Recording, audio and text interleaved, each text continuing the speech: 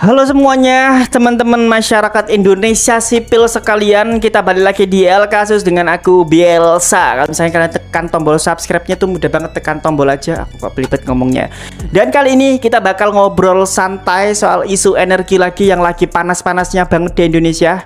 Dan kalian pernah mikir nggak sih kalau misalkan kok Indonesia itu impor BBM dari Singapura? Kenapa gitu kan ya? Karena Pertamina sekarang lagi digempur habis-habisan ya. Bukannya kita negara penghasil minyak terbesar di mana gitu kan ya. Dan ternyata itu ceritanya panjang dan ada cerita drama di balik itu semua. Jadi kita bakal masuk ke drama kilang minyak yang mangkrak bertahun-tahun, keputusan impor BBM dan apa kata Menteri Keuangan Bapak kita semua. Dan ini aku cukup ngefans sama beliau gitu ya, namanya Pak Purbaya Yudisadewa. Jadi kita bahas santai aja dan step by step, pelan-pelan aja. Mari kita bahas beritanya.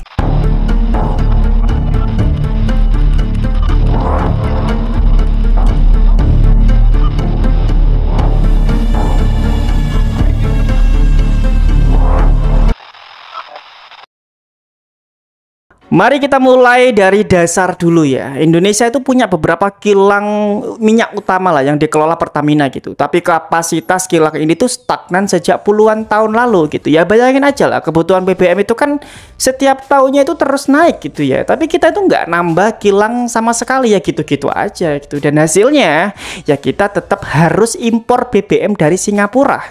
Tahun ini misalnya mungkin Indonesia tuh harus mengimpor sekitar 12 juta kiloliter BBM. Ya bayangin aja, duit kita keluar negara terus gitu-gituan kan ya.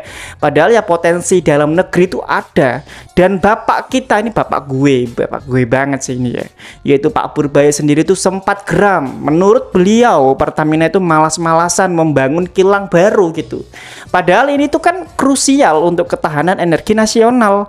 Kalau misalkan kilang itu baru jalan, kita tuh bisa produksi BBM sendiri, kontrol kualitas dan juga mengurangi ketergantungan impor terhadap negara lain. Aku sangat mendukung banget dengan beliau. Nggak tahu kenapa beliau itu menurutku bener-bener sosok menteri yang memang ceplas-ceplos dan aku suka dengan menteri seperti itu. Tapi ya kalau misalnya kita lihat ya, sebenarnya itu sudah ada beberapa proyek kilang baru, misalnya kilang Balongan dan kilang Cilacap itu harusnya jadi proyek strategis. Tapi ya kenyataannya realisasi itu molor terus gitu. Ada masalah izin lah, ada masalah investasi lah, ada juga hambatan-hambatan biaya dan lain-lain lah ya. Ya bayangin lah, untuk membangun satu kilang baru aja itu dibutuhkan investasi hingga ratusan bukan M, ini T. Dan waktunya itu juga bertahun-tahun gitu, bukan berbulan tapi bertahun-tahun gitu ya. Makanya Pak Purbaya itu bilang kalau misalkan proyeknya itu mangkrak terus, Indonesia ya akan tetap bergantung dengan impor. Jadi kita ya harus punya kilang sendiri lah biar nggak kebobolan kalau harga minyak global itu naik. Itu katanya beliau dengan tegas. Wah, aku bener-bener salut banget dengan Pak Purbaya ini ya. Ya kita dukung aja, orang-orang seperti beliau ini biasanya tuh banyak musuhnya. Jadi kita dukung terus di belakang ya gitu. Selagi itu benar ya kita dukung. Kalau misalkan salah ya mungkin kita sebagai masyarakat boleh mengkritik ya. Ya sekarang bayangin aja ya dampaknya gitu. Tiap kali kita impor BBM, cadangan devisa itu tersedot. Uang yang seharusnya bisa dipakai untuk pembangunan infrastruktur, pendidikan atau mungkin kesehatan itu malah keluar negeri gitu kan ya. Itu malah dibuang ke luar negeri. Dan selain itu, ketergantungan impor itu juga bikin kita rentan terhadap fluktuasi harga minyak dunia. Anjay, bahasaku kok ini banget ya. Jadi harga naik sedikit, harga BBM di Indonesia juga ikut melambung. Ya misalnya kayak tahun lalu lah, harga minyak itu naik 15%. Harga Pertamax juga ikut naik pastinya gitu ya. Ya kalau misalkan kita buat kilang minyak sendiri dan kita bisa jalankan kilang minyak sendiri itu kan ya kita bisa kontrolnya itu lebih baik lagi. Bahkan mungkin produksi BBM juga berkualitas kita sendiri gitu ya. Harganya juga pasti lebih murah. Ya itu mungkin aku aja sih ya, itu agak aneh mungkin aku mikirnya. Tapi ya membangun kilang baru itu memang bukan hal gampang. Ya kita harus menyadari itu. Karena kita nggak bisa menyalahkan sepenuhnya ke orang yang ada di situ lah, yang biasanya tukang bangun-bangun ya. Dan itu memang butuh izin kompleks, lahan luas, teknologi tinggi, bahkan investor. Tapi ya Pak Purbaya itu menilai bahwa Pertamina itu terlalu lemot gitu ya. Menurut beliau ada peluang besar untuk kerjasama dengan investor swasta atau luar negeri kalau misalkan dikerjakan dengan serius gitu ya. Dan bahkan kilang baru itu bisa produksi lebih banyak BBM, jadi mengurangi impor dan meningkatkan ketahanan energi. Dan mungkin juga membuat menambah pekerja baru lah, karyawan Indonesia itu kan bisa kerja, jadi ngurangin angka pengangguran mungkin. Ya bayangin lah kalau misalkan satu kilang minyak baru itu bisa memproduksi 300.000 barel per hari, jadi kebutuhan BBM dalam negeri ya bisa lebih terpenuhi. Dan mungkin Indonesia itu nggak terlalu bergantung impor pada luar negeri. Ya salah satunya mungkin Singapura gitu ya. Dan Pak Purbaya itu juga bilang menteri itu seharusnya jadi fasilitator. Ini kata beliau. Maksudnya apa? Ya pemerintah itu harus bisa mempercepat izin, kasih insentif, tapi eksekusinya tetap di tangan Pertamina dan juga investor. Tapi pertanyaannya, cukupkah cuma jadi fasilitator? BBM itu kebutuhan pokok. Kalau misalkan kilangnya itu mangkrak terus, ya kita tetap rawan krisis energi. Ada yang bilang pemerintah itu harus lebih proaktif, memantau progres, bahkan menekan agar proyek itu cepat jalan. Jadi ya ini tuh bukan sekedar urusan bisnis gitu-gitu lah ya, tapi juga urusan strategis nasional. Memang aku suka dengan Pak Purbaya itu, beliau itu benar-benar memikirkan jangka panjang banget gitu ya. Dan beliau juga berani ya, kalian bisa melihat sendiri. Aku nggak menjilat, tapi kalau misalkan dibilang menjilat ya terserah, karena aku ngefans sama beliau gitu ya. Sekarang coba kita lihat dari perspektif konsumen, atau mungkin dari kita lah ya. Kalau sekarang mungkin masyarakat itu nggak langsung merasakan dampaknya. Stok BBM mungkin masih aman untuk beberapa minggu ke depan lah ya. Tapi kalau misalkan terus bergantung dengan impor, harga bisa fluktuatif dan persaingannya juga berkurang, dan pilihan konsumen juga makin sedikit.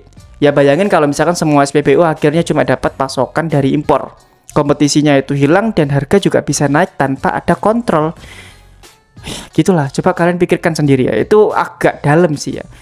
Terus akhirnya dari semua itu berita-berita itu yang aku baca ya, aku tuh punya 3 pertanyaan lagi. Ini mungkin pertanyaan yang harus lagi-lagi kita renungkan. Yang pertama adalah, apakah lambannya pembangunan kilang murni karena kendala teknis atau memang ada faktor malas-malasan? Atau mungkin sejauh mana pemerintah itu harus ikut campur untuk memastikan proyek vital ini agar lancar? Dan bagaimana dampaknya ke jangka panjang, ketahanan energi, harga BBM, dan juga kedaulatan negara? Ini pertanyaan agak dalam dan agak retoris mungkin. Anjay, retoris enggak sih, ini biasa aja. Tapi kalian bisa jawab aja di kolom komentar gitu ya.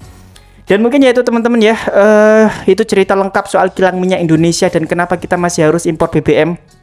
Semoga kalian ngerti dengan cerewetku ini ya, karena kalau misalkan aku lemot mungkin kalian juga bingung memahaminya. Dari luar mungkin kita terlihat sederhana ya, tapi sebenarnya banyak faktor tentang investasi lah, regulasi strategi bisnis lah, dan ketahanan energi nasional. Ya kalau misalkan proyek kilang baru itu tetap mangkrak ya, kita tetap bergantung impor dan harga BBM bisa naik dan pilihan konsumen ya makin terbatas. Tapi gimana menurut kalian, apakah pemerintah itu harus lebih tegas atau cukup jadi fasilitator saja? Tulis pendapat kalian di kolom komentar. Jadi ya mungkin itu aja. Tapi di sini aku pengen bilang juga ya, kayaknya kemarin ada berita juga bahwa ada satu kilang minyak yang terbakar. Aku nggak tahu di mana, itu lupa tempatnya sih. Kamu mungkin bisa komentar aja. Itu kayak terbakar. Tapi itu setelah Pak Purbaya bilang Pertamina malas-malasan, ya nggak tahu sih, ini cocok logi nggak jelas aja ya. Tapi ya udahlah, kita dukung terus selagi Pak Purbaya itu benar, selagi Pak Purbaya itu bekerja demi masyarakat ya, bekerja demi kita semua, kita dukung aja sampai mati mungkin ya. Ya kalau misalkan pemerintah salah ya kita harus kritik gitu, kayak MBG kemarin ya aku harus kritik karena memang itu meracuni atau mungkin banyak orang lah, banyak anak-anak yang ribuan anak dan guru juga keracunan. Jadi kita harus kritik itu biar ada pembenahan gitu ya. Udahlah, aku takut semakin lama nanti aku malah belibet jadinya ya. Kita tutup aja dan sampai jumpa lagi di kasus selanjutnya. Ojo lali subscribe dan juga tekan tombol loncengnya. Bye bye.